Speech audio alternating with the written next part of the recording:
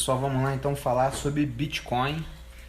Não só Bitcoin, como outras criptomoedas, mas eu digo Bitcoin porque ela é a maior, né? Tem mais da metade do market cap aí. Então, de todo o mercado de criptomoedas, o Bitcoin é a mais importante. Mas eu vou falar também de algumas outras criptomoedas que também subiram muito de valor nos últimos tempos para ambientar vocês, né? Não dá para falar de todas, porque hoje existem mais de 1000 e a tendência é que surjam cada vez mais, porque acabou virando um ótimo negócio. Eu mesmo, se eu quiser, eu posso contratar uma empresa de tecnologia e lançar uma criptomoeda boludinhos, né? Pego o Bitcoin, mudo alguma coisinha, lanço, aí vendo os tokens, né? Ou seja, as pessoas vão comprar como se fosse uma parte da minha empresa para depois ganhar as moedas. Eles estarão financiando essa atividade. Então tem muita empresa lançando essas moedas e algumas com tecnologia realmente que pode gerar revoluções e outras não. É apenas pequenas modificações no código do Bitcoin, por exemplo. Mas como somos seres humanos e gostamos muito de dinheiro fácil, vários especuladores estão sendo atraídos por esse tipo de investimento, que já tem até um nome, né? Eles chamaram de ICO, uma referência clara aos IPOs que ocorrem na Bolsa de Valores. Quem não sabe do que eu estou falando, o IPO na Bolsa de Valores ele acontece quando uma empresa ela vai estrear na Bolsa, ela vai abrir o capital. Então ela faz uma oferta inicial de ações, né? Uma Initial Public Offering, e nas moedas, nas criptomoedas, adaptaram o nome para ICO, que seria uma oferta inicial de moedas. E tem muita gente participando disso e ganhando dinheiro, assim, sabe, 30%, 40% na estreia de uma moeda, porque a procura é grande e quando você tem um estoque ilimitado e uma procura muito maior, ou seja, né, aquela velha história, né, da oferta e procura, então quanto mais procura, mais o preço tende a subir. É isso que a gente está vendo no geral com todas as criptomoedas, porque elas estão se tornando mais populares, né? Muita gente não sabe direito nem para que serve. Mas quando o negócio sobe 100% em alguns meses, ou sobe 1000% em alguns anos, ou em um ano, né, como já aconteceu também, começa a chamar muita atenção e naturalmente vai atrair mais gente. Então, hoje, criptomoedas são assunto do momento. E eu sei disso porque no meu site, por exemplo, mais da metade dos acessos vem para artigos que eu escrevi sobre Bitcoin há 3 anos atrás, né, quando o negócio não era, vamos botar assim, não era moda. E agora todo mundo quer saber. Contando um pouco de história dessas criptomoedas. O Bitcoin, que é tido como a primeira, não foi a primeira tentativa de se fazer uma moeda descentralizada, algo que não dependesse de um governo. Mas ele foi revolucionário porque ele teve a seguinte questão. Ele apareceu logo após uma época onde as pessoas tinham perdido um pouco de confiança nos bancos, que foi após a crise do subprime nos Estados Unidos em 2008, né, aquela crise das hipotecas, onde os bancos, mesmo sabendo que havia um risco de que houvesse uma crise por conta de pessoas que não faziam jus a ganhar empréstimos, a ganhar crédito, comprando vários imóveis e todos confiando que o preço dos imóveis ia subir, os bancos sabiam que podia dar problema, né? E deu, e não aconteceu nada com eles. Na verdade aconteceu, né? Eles perderam dinheiro, tudo, mas o governo dos Estados Unidos acabou resgatando toda a economia e os executivos que planejaram tudo, ninguém foi preso, não aconteceu nada com eles, estão ganhando dinheiro até hoje por aí, tá? Mas então cresceu, voltou-se a ter uma necessidade de alguma coisa que não dependesse dos governos. E já havia programadores trabalhando nisso, e o Bitcoin, ele até no Paper One, né, que falam que é o papel que fala como é que o Bitcoin iria funcionar, ele cita algumas referências assim, porque ele não inventou a tecnologia do nada, né? Ele pegou coisas que já existiam e aprimorou. E o principal aprimoramento do Bitcoin é uma tecnologia chamada blockchain. E o que seria essa tecnologia? É como se fosse um livro-registro gigante que mostra todas as transações. E qualquer pessoa consegue ter acesso a esse livro, mas não consegue ver a identidade dos envolvidos. Se você procurar suas transações, você consegue achar, porque tem negócio de chave pública, chave privada da sua carteira. Então você consegue ver as suas, né? Consultando vai saber que são suas, mas as pessoas não sabem a identidade. Então tinha essa questão do anonimato, que era uma coisa interessante para a moeda, e foi usado aí, né, por muita gente para fazer várias besteiras, tanto que o Bitcoin, no começo, ele era muito associado a isso, a terrorismo, a compra de drogas pela internet. Teve um escândalo com aquele site Silk Road, que era um site que tinha uma reserva gigantesca de bitcoins porque ele aceitava esse tipo de pagamento, não dependia de governo. Então o Bitcoin ele começou tendo uma má fama, né? Mas se você pensar, quantas pessoas usam dinheiro normal para comprar droga por aí, ou quanto que os grupos terroristas movimentam também em dólar, em euro, em outras moedas, né? Então, não é a moeda em si que é o problema. É que nem a gente falar que o dinheiro é a origem de todo o mal. Não, não é o dinheiro. É o que as pessoas fazem com o dinheiro. Tá? Agora, além dessa questão do anonimato e de não ter um órgão central, né, porque não depende de um banco central, não tem um governo controlando, uma outra inovação do Bitcoin também é que ele acabou com um problema que ele até hoje é uma coisa que as empresas de cartão de crédito, por exemplo, os bancos, eles têm que tomar cuidado. Porque quando você manda qualquer coisa pela internet, na internet de informação, você está mandando uma cópia daquilo, né? Você manda um e-mail, você está mandando uma cópia de um e-mail que você escreveu, outra pessoa vai receber uma cópia. Quando você manda dinheiro também, as empresas quebram a cabeça para ver que aquele dinheiro que você mandou não é mais seu, foi para outra pessoa. E com Bitcoin não tem isso. As criptomoedas no geral resolveram esse problema com a tecnologia do blockchain. Inclusive bancos estão querendo usar essa tecnologia para esse tipo de coisa. Bolsas de valores pelo mundo também podem começar a usar esse tipo de tecnologia. Então é um negócio que realmente tem um potencial disruptivo. E como não dá para dissociar, né, não claramente, você não consegue tirar o Bitcoin do blockchain. Tá? Então por conta disso a moeda acaba tendo um valor também porque ela veio junto com essa inovação. E ela está sendo cada vez mais aceita como meio de pagamento, né? Inclusive eu tive um aluno no IV de renda que pagou a inscrição com bitcoins.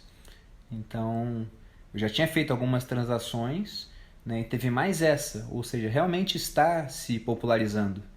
E como o pessoal que inventou o Bitcoin, ou não dá para falar que foi um só, né, se atribui a invenção ao Satoshi Nakamoto, que ninguém sabe na verdade quem foi. Teve até um tempo atrás um programador australiano falando que ia revelar que ele era o Satoshi Nakamoto, mas acabou que não deu em nada. Também contou com a colaboração de várias pessoas porque é um software aberto, qualquer um pode mexer, pode ajudar ali o sistema. Mas eles foram muito inteligentes na seguinte questão. Eles queriam tornar aquilo uma moeda global, mas queriam que tivesse alguma percepção de valor também. E o ser humano dá valor ao quê? Ao que é escasso. Né? A gente dá valor ao ouro porque existe pouco ouro. Você pode ter certeza que se tivesse uma chuva de meteoros caindo na Terra feitos de ouro, na mesma hora a cotação do ouro iria desvalorizar. Isso acontece sempre. Se você pegar na época do Império Romano, depois que fizeram expedições e voltavam com muitos metais preciosos, a inflação na cidade de Roma subia. O que faziam? Ao invés de estudar o problema, não. Eles queimavam os comerciantes, culpavam o comerciante. Não era culpa do comerciante. Na Europa, na época do metalismo, né, quando a Espanha ela conseguiu as colônias aqui no Novo Mundo e estava voltando com navios carregados de prata e ouro, também os preços das coisas subiram. E de quem é a culpa? Novamente, queima o comerciante, o burguês maldito. Mas não era. Se você tem um número fixo de coisas e começa a injetar mais dinheiro na economia, é natural que o preço daquelas coisas subam, né? A produtividade não acompanhou a evolução monetária. Tá? Então, o que eles fizeram para prevenir esse tipo de problema? O Bitcoin é limitado, só vão ser produzidos 21 milhões. Se você pensar que são 21 milhões para o mundo todo usar, você vê que o preço do Bitcoin ele pode evoluir muito ainda, né?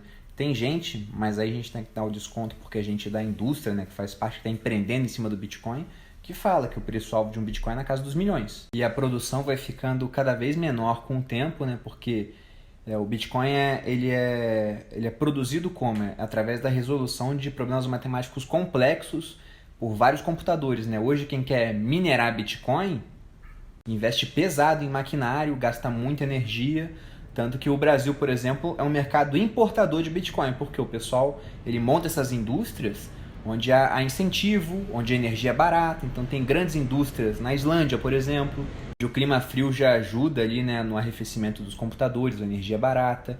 A China também era líder nisso, aí deu um baita tiro no pé, né? Não pensaram, porque eles simplesmente proibiram o Bitcoin. Eles proibiram o funcionamento das corretoras, né, das exchanges dentro ali da China. E naquele documentário do Bitcoin que eu vi outro dia, teve uma frase muito interessante. Um camarada defendendo o Bitcoin, ele falou que tudo que a China bane, você tem que investir. Tudo. A China não pode usar o Facebook, então compra ações do Facebook porque o negócio vai subir. E tá aí, uma das empresas mais valorizadas no mundo, né? Então na China não pode usar criptomoedas, o Bitcoin até sentiu esse soluço, mas, poxa, as pessoas continuam usando. E vários países onde a população passa por surtos inflacionários, né, onde a moeda perde totalmente a percepção de valor, ele acaba sendo uma saída, uma espécie de poupança, porque é fácil de fazer. É muito mais fácil você comprar um Bitcoin hoje do que você comprar ouro. E também é mais fácil de guardar, né? Imagina você querer investir 50 mil reais em ouro. Se você quiser realmente o ouro físico, você vai ter que guardar isso em algum lugar. O Bitcoin você pode guardar até na internet ou pode guardar numa carteira que vai ser um hardware. Hardware seria um pendrive, por exemplo, né? Existem carteiras de Bitcoin que são assim. Tá? Então, é um negócio que dá para ter um nível de segurança legal. Você pode imprimir em papel, enfim, dá para fazer de várias maneiras diferentes, né? Para deixar mais seguro. Mas acho que o principal que muita gente quer saber, e todo dia eu recebo pergunta sobre isso. Aguento mais esse assunto. Pois é, todo dia eu recebo. Se vale a pena ainda comprar ou não Bitcoin com o preço batendo aí as máximas, né? E aí? Eu já até comentei num vídeo que está no YouTube que eu não acho que está tendo uma bolha no preço do Bitcoin agora, mas eu tenho certeza que uma futura bolha vai acontecer em cima das criptomoedas, né? Porque algumas vão ter uma percepção de valor muito maior do que de fato ela tenha, né? Isso vai acontecer. Tá? Agora, quando que vai acontecer? Não dá para saber. Então, quem aponta hoje, olha, o Bitcoin está realmente numa bolha. Pode ver o negócio subir mais 1000% e não ganhar nada com isso. Então, como que eu faço para conseguir ter um ganho legal? E mesmo que ocorra uma explosão de uma bolha especulativa em cima de criptomoedas, está meio que imune a isso. Né? Imune não, porque estando investido, estando comprado, você vai sofrer um pouquinho, mas pode sofrer pouco. Eu coloco um percentual pequeno das minhas aplicações nisso aí, porque mesmo sendo pouca coisa, como o negócio pode subir 100% em um mês, ainda vai dar um retorno legal. E se eu quiser mais risco nessa área, eu torno minhas outras aplicações mais seguras. Porque, novamente, mesmo que as pessoas estejam vendo e achando estranho, achando que vai ter uma bolha, naquele filme lá... Caramba, como é que é o nome do filme? Daquele de 2008, é o... Não é a Grande Aposta? A Grande Aposta. Então, na Grande Aposta, eles tiveram que bancar durante muito tempo os seguros que eles tinham comprado, que eles inventaram instrumentos de seguro contra uma crise das hipotecas, né, não existia. Tiveram que ficar pagando aquele pedágio, né, para manter o seguro, até que a crise realmente estourou, porque você não sabe quando vai acontecer. Às vezes o mercado vai avançar muito ainda. E ainda mais se pensando nessa questão dessa tecnologia poder revolucionar o mundo. Porque hoje aqui no Brasil a gente está meio revoltado com as autoridades, né, devido a todos os escândalos políticos, esse tipo de coisa, mas não é uma tendência só aqui. Isso é uma tendência mundial. Então, quando você fala de moedas descentralizadas, as pessoas começam a gostar desse assunto. Mas hoje o Bitcoin, por exemplo, ele não teria condições de ser uma moeda mundial. Por quê? Primeiro que as pessoas não sabem usar direito. Então vai demorar ainda, né? Vai ter uma curva de aprendizado que vai ter que ser preenchida por muita gente. E alguns nem vão preencher, vão morrer sem usar o Bitcoin. O pessoal que é um pouco mais velho, né? Que não entende e não quer entender dessa tecnologia. O número de transações que podem ser feitas também por segundo, ele é baixo. Então não dá para comparar, por exemplo, com uma empresa de cartão de crédito, uma Visa, uma Mastercard da vida, no Bitcoin. Mas há outras criptomoedas que já estão resolvendo esse problema, sendo muito mais rápidas nesse quesito. Porque hoje há um tempo de confirmação da transação, né? Os mineradores vão confirmando as transações e são pagos por isso. Mas eu não posso ir, por exemplo, numa loja de roupa e pagar em Bitcoin. Até posso, mas vou ter que esperar confirmar a transação, que pode demorar 15 minutos, 30 minutos. E falando um pouco agora sobre as outras criptomoedas, eu vou falar algumas das principais, né? Uma que foi lançada não tem tanto tempo, há mais ou menos 2 anos, mas essa é diferente do Bitcoin, porque o Bitcoin é descentralizado. Essa já teria um dono, que é o Ethereum, né? Ethereum, como o pessoal fala, mas eu vou aportuguesar. Eu acho meio forçado esse pessoal que está falando em inglês aqui no Brasil. Me siga no Facebook. Me siga no Instagram. Então Ethereum. Inclusive tem um vídeo no Porta dos Fundos que é assim, é o cara que tudo que é em outra língua ele dá a entonação da outra língua. Que é meio engraçado. A gente já também sentou perto de uma pessoa que falava assim. Sentou do lado de um cara que falava... Então, no começo a gente achou curioso, depois eu queria socar ele. Mas voltando ao Ethereum, né? Então, é de dono porque o criador, ele se identificou, é um russo, eu vou pronunciar o nome dele assim, eu acho que é dessa maneira que se pronuncia, Vale mas russo, pode estar né? errado. Em russo seria Vitalik Buterin. Mas é uma organização com fins não lucrativos, que está mexendo com o Ethereum, e a moeda em si, o nome dela é Ether, né? O Ethereum seria tecnologia, e ela tem uma promessa, na verdade, muito mais ousada do que a do Bitcoin. Mal comparando, seria mais ou menos assim, a tecnologia blockchain ela pode ser usada para muita coisa. E o blockchain do Bitcoin seria mais ou menos uma calculadora, eu vi essa analogia, achei boa. O do Ethereum seria uma plataforma onde você pode fazer diversos aplicativos, entre eles uma calculadora. Então é uma proposta mais avançada, mas não é concorrente, seria na verdade algo complementar. Mas há também diferenças, né? Ele consegue ser muito mais rápido nas transações, mas não tem quantidade limitada. A produção dele é infinita, embora vá diminuindo com o tempo. E o pessoal que é mais ligado nessa área de tecnologia fala que provavelmente o Ethereum vai ser uma das moedas mais valorizadas aí. Alguns chutam, porque não dá para prever o futuro, ele até passe o Bitcoin em termos de valor. Então, não sei, né? Isso aí a gente vai saber com o tempo. E depois que acontecer, vamos achar óbvio, perguntando por que não vendi minha casa e comprei tudo em Ethereum. Só para vocês terem ideia de como é que essa tecnologia é legal, né? Outro dia eu li na internet o seguinte: em cidades onde tem aqueles bloqueios malucos, né? Onde as pessoas querem fazer o futuro chegar depois, como já acontece aqui no Brasil, onde eles bloqueiam o Uber, por exemplo. Eles falam assim: se não tirar o Uber do ar, vai tomar multa, e aí tem que tirar o servidor, né? E não funciona naquela região.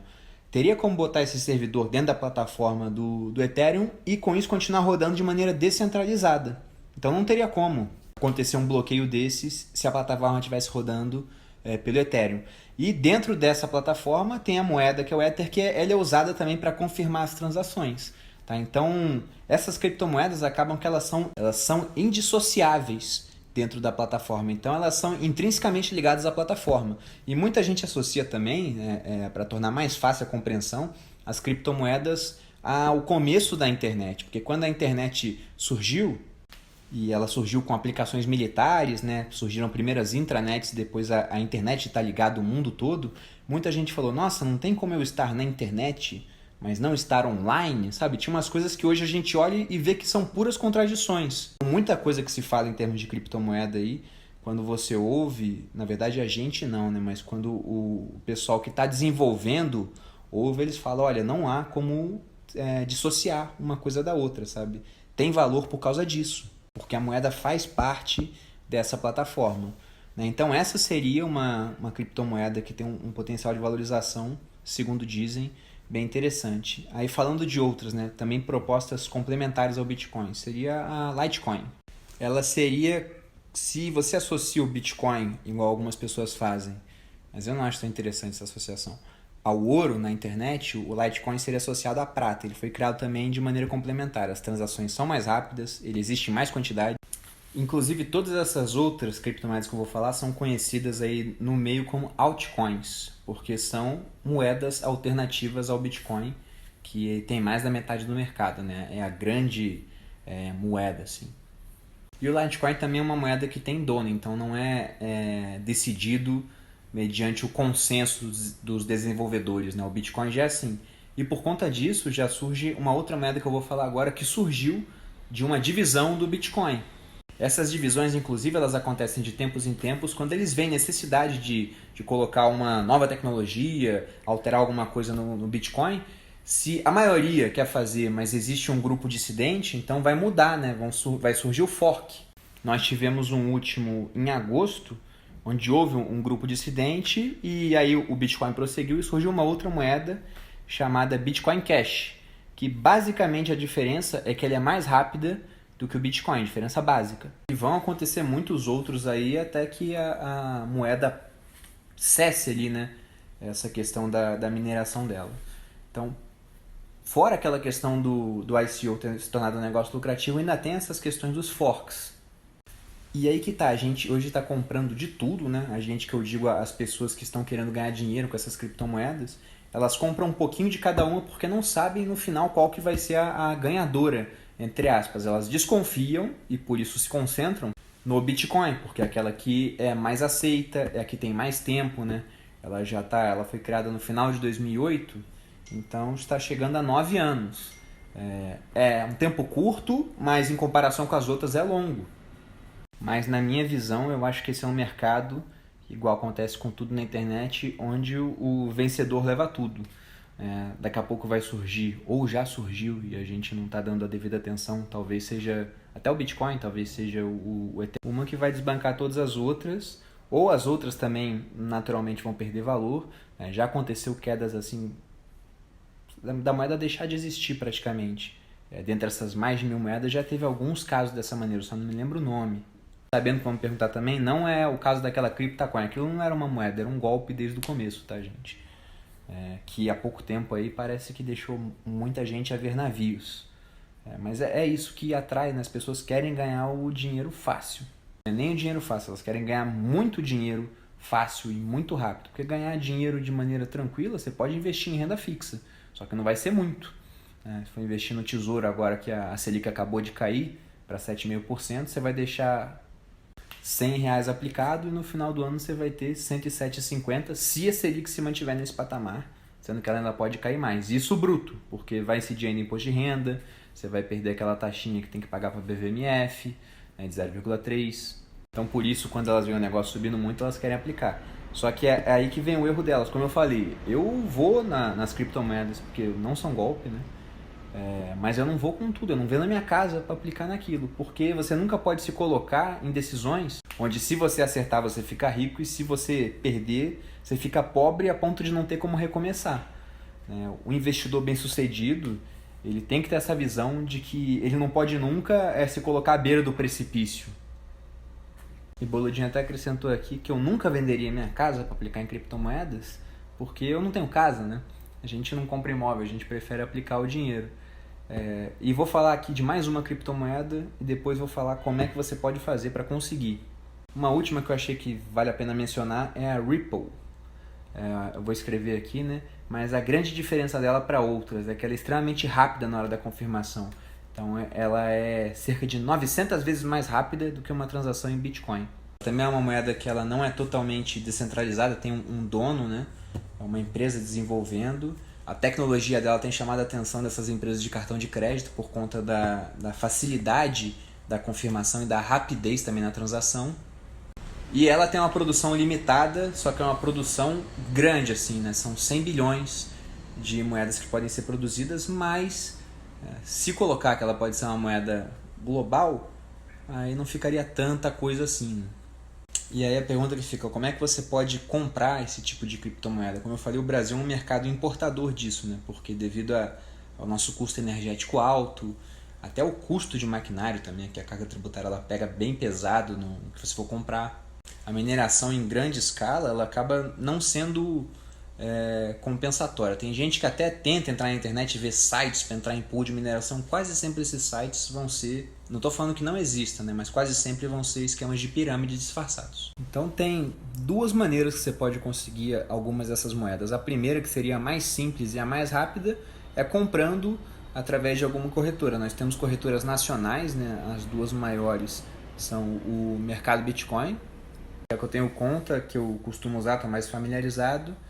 E tem a Foxbit, também aqui no Brasil, são essas duas que são as principais. Deve existir mais, e amanhã, o que eu estou falando aqui já pode estar ultrapassado, porque o negócio está mudando o tempo inteiro. Essas corretoras você acha quais moedas? Você acha o Bitcoin, o Litecoin, que é aquela que eu falei que é a prata, né? A proposta dela seria uma coisa complementar, e o Bitcoin Cash, que foi aquela que surgiu no último fork do Bitcoin. Você acha essas três. Mas também é fácil comprar fora do Brasil. Inclusive os preços fora do Brasil costumam ser mais baratos. E tem gente que espertamente está fazendo o seguinte, né? Comprando fora do Brasil para depois vender nas corretoras locais. Dependendo da diferença, né? E contando que o preço ainda fique subindo, acaba sendo um bom negócio. Você pode também dar um azar de comprar lá com essa questão de essa finalidade de venda aqui, né? Fazer o que a gente chamaria de arbitragem, só que pegar bem no momento de uma queda do Bitcoin. Você vai ficar com aquilo parado contigo. Sobre essas corretoras americanas eu não posso falar com tanta propriedade, porque até já iniciei processo de cadastro, mas eu nunca levei muito à frente, porque eu não sou um comprador de bitcoins. Assim. Os bitcoins que eu já consegui foram todos pegando nos sites chamados faucets, né, que são sites onde você entra e o site é só publicidade e eles ganham dinheiro com isso e te pagam parte do que eles ganham em Bitcoin ou em outras criptomoedas, né? Tem faucet de tudo. E hoje eles pagam muito pouquinhos de Bitcoin, por exemplo. Mas quando eu comecei em 2013, né? Comparando, tinha site que pagava até 10 vezes mais do que paga hoje. Então, ainda compensava. Hoje não está compensando tanto, demora muito. Quando eu digo que demora muito, é que demora muito para você juntar uma quantia razoável.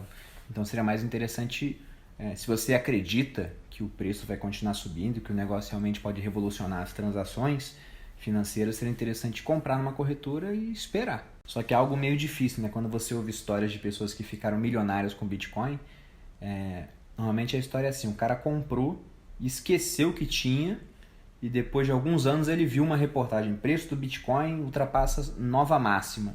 Aí ele foi ver quanto é que estava o preço e falou, meu Deus, estou milionário, e aí correr atrás do que ele tinha de saldo em Bitcoin. Inclusive essa questão das pessoas comprarem, esquecerem, perderem, faz a moeda ficar ainda mais escassa, né? Porque vão ser 21 milhões, fora o que já foi perdido por aí.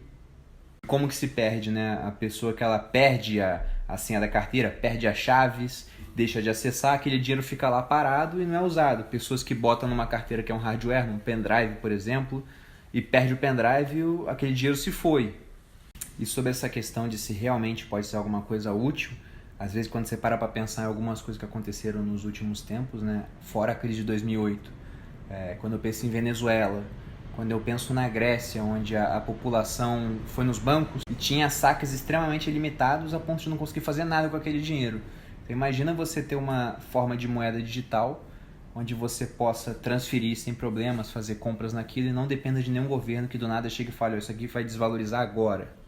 Sem falar que todas as moedas estão caminhando para ser digitais, né? Se você pegar o que você recebe em real na nossa moeda, o que fica na parte digital e o que você vê de fato, você vai ver que o real, em grande parte, já é uma moeda digital, assim como o dólar. As empresas de cartão de crédito querem levar esse movimento que já está acontecendo, né? Do dinheiro de papel se tornar algo obsoleto. Alguns governos também querem que isso aconteça, porque eles acham que controlar transações digitais, né? Aquelas que são feitas na moeda deles, é mais fácil. Então é uma tendência. Embora eu ache que o dinheiro de papel não vai deixar de existir tão rápido assim. Por exemplo, numa questão de uma grande catástrofe, onde a energia elétrica caia. E você pode pensar, mas isso não acontece. Acontece. O Caribe agora, nesses furacões que deram ali, né? Que é até uma coisa curiosa, né? O tanto de furacões que tem atingido aquela região nos últimos tempos.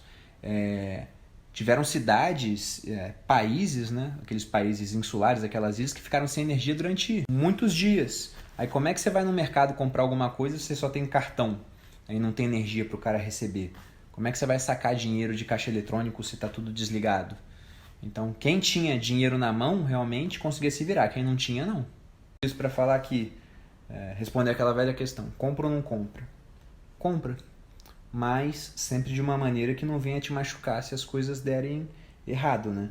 Você não pode ficar botando um monte de dinheiro em várias moedas e de repente tudo vai por água abaixo. Por mais que você entenda muito do assunto, com certeza tem gente aqui me vendo que vai até me corrigir depois se eu falei alguma eventual besteira. Mas por mais que você seja especialista naquilo, sempre lembre das vezes que você pensou que algo ia acontecer, que aquilo era certo e não aconteceu. Nunca vá na certeza, né? Aquele filme A Grande Aposta, novamente citando esse filme, veja que é bem interessante, tem no Netflix. Ele começa com uma frase muito bacana. O escritor Mark Twain ele falava que o problema não está nas coisas que você não sabe, mas sim naquilo que você tem certeza. Eu acho que essa frase de efeito tá boa para fechar a conversa, hein, gente? Já falei bastante, tô vendo os pontinhos todos bem pequenos. Então, é um universo novo, tá? Muito assunto, mas a gente vai falando mais aí com o passar do tempo e as novidades.